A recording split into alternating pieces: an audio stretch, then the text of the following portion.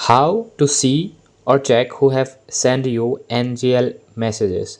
So in order to do that, you need to first open your NGL application, and then by default it will be here. So you need to check this, you need to click this inbox button, and there as you can see, these are the messages I have received on my NGL.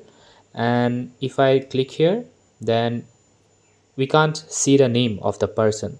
So I want to know who has sent me this message. So for that, we just have to click this, and then we need to unlock. As you can see, tap here, then it will ask you to pay a certain amount depending upon your location.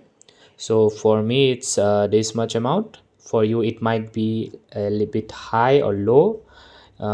Yeah, so after paying this amount on a monthly or yearly basis, you will be able to see who have sent you the messages. So then you will able to see the name of the persons. So that's how you check who have sent you messages on NGL. It's not that hard, it's simple, just you have to pay the application for that. Thanks for watching.